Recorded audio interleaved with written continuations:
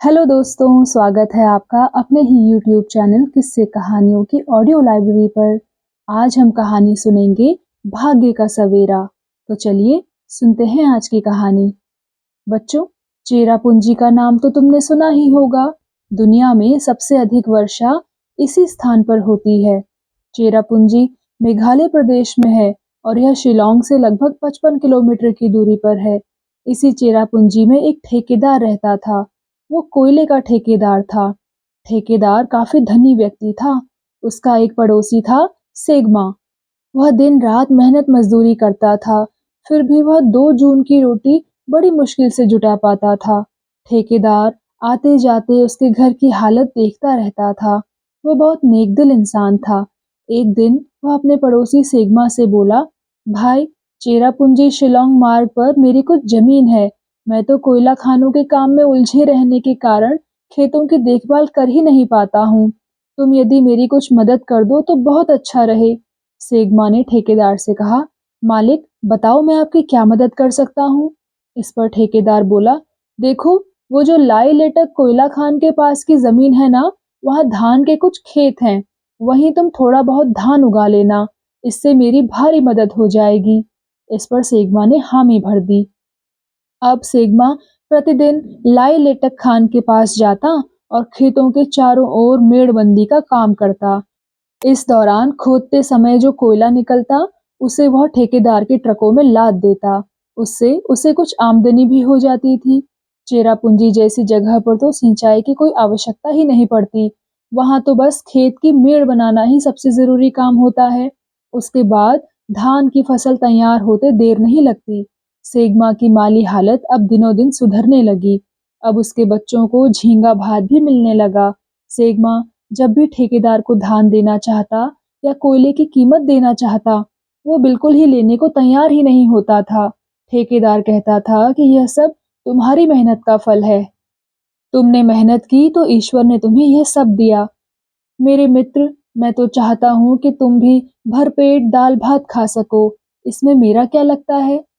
मेरे पास इतनी जमीन जायदाद और कोयले की खानें हैं, और ये सब मेरे साथ थोड़े ही जाएंगी।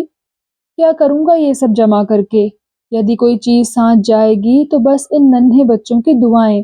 इन्हें जब मैं हंसता खेलता देखता हूँ तो मेरा मन खुशी से झूम उठता है। देखो भाई, ना कोई किसी को देता है और ना कोई किसी का लेता है। सब कुछ परमात्मा की देन है। मैं तो एक अदना सा इंसान हूँ। मैं किसी को क्या दे सकता हूँ?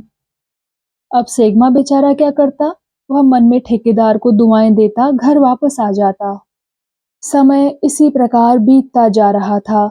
एक दिन सेगमा पहाड़ को खोदने में लगा। वह पसीने से तरबतर हो गया था। वह घंटों खोदता रहा।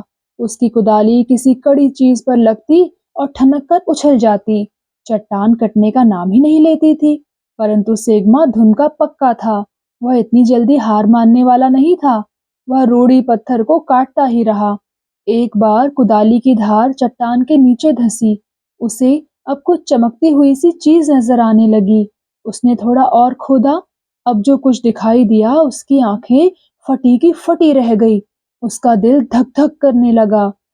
उसने सोचा कि शायद किसी ने उसकी परीक्षा लेने के लिए ही ऐसा किया है। इसी बीच अचानक कुछ लोग चेरापूंजी से शिलोंग जा रहे थे। उनमें एक इंजीनियर भी थे जो अपने परिवार के साथ जा रहे थे। सेगमा इंजीनियर साहब को पहचानता था। वह दौड़कर उनके पास पहुंचा और बोला, साहब, जरा उधर देखिए। देखिए ये सब क्या है? वे जब अपनी गाड़ी से नीचे उतरकर वहां आए तो उनके आश्चर्य का ठिकाना ही नहीं रहा।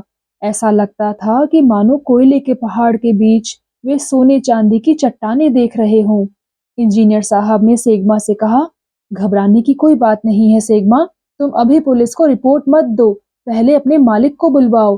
वहां उपस्थित सभी लोगों को ये बात जंच गई। ठेकेदार साहब को बुलवाया गया। उन्हें बड़ा आश्चर्य और कौतूहल हुआ। मालिक ने सोचा कि 20 वर्षों से कोयला खानों की खुदाई कराते कराते कोयले के अलावा अभी तक मेरे हाथ कुछ नहीं लगा।